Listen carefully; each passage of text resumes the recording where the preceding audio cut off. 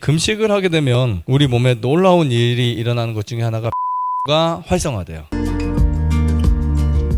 금식을 하면 어떤 효과가 일어나는지, 금식의 효과. 첫 번째, 자, 무엇이 상승할까요?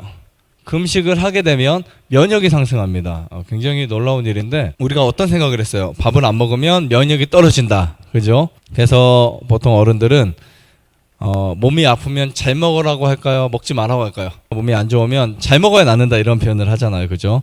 잘 먹어야 몸이 낫는다. 하지만 우리가 몸이 아플 때는 금식하는 게 맞습니다. 왜냐하면 아까도 말씀드렸듯이 에너지를 모으는 거예요.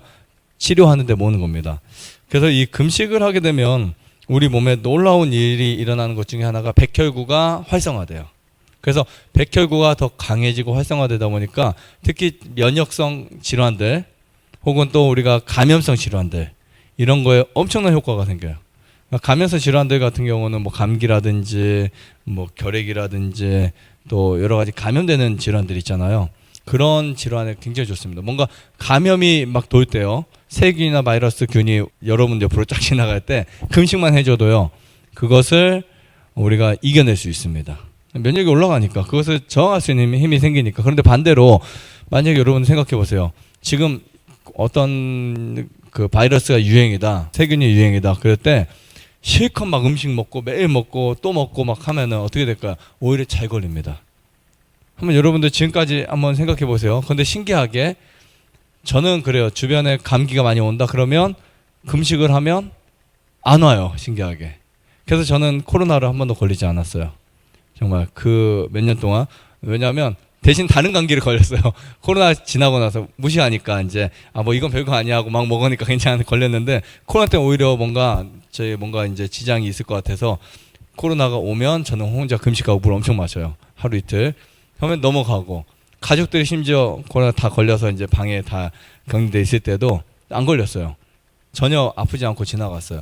근데 제가 말씀드리고 싶은 요지는 뭐냐면 어떤 특별해서가 안 걸리는 게 아니고 그거보다 더 약한 감기도 잘 걸릴 수 있어요.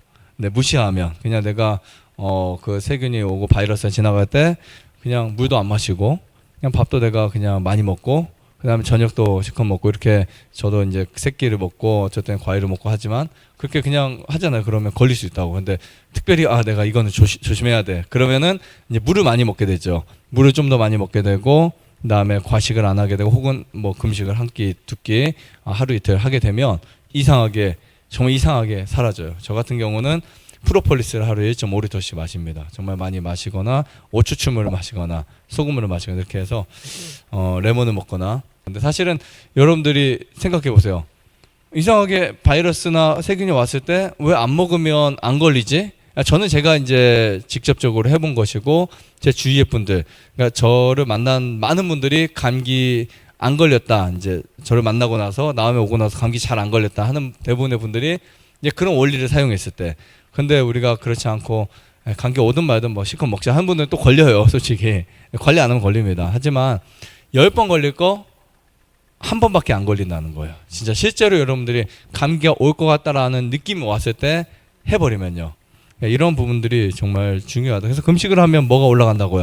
면역력이 올라간다. 그러니까 감기나 전염성 질환들이 잘 안 걸린다. 이렇게 보시면 될 것 같습니다. 자, 상처 치료, 일반적 치료가 잘 돼요. 만약에 여러분들 외상, 손이 다쳤다, 피가 난다, 여기에 뭐 염증이 생겼다. 우리가 보통 여름에 다치거나 하면 관리 잘못하면 거기에 덧나잖아요. 그 진물이 생기고 그럴 때 상처 오래 가잖아요. 특히 제가 정말 놀랐던 것 중에 하나는 당뇨 환자가 상처 잘 안 났습니다. 근데 이 당뇨 환자에게 금식을 제가 하라고 권했더니 상처가 되게 빨리 나는 거예요. 정말 신기할 정도로. 진짜 상처가 나을만 하면 또 터지고 막 했던 분이 싹 아물고 완전히 나아버렸어요. 일주일 금식하는데.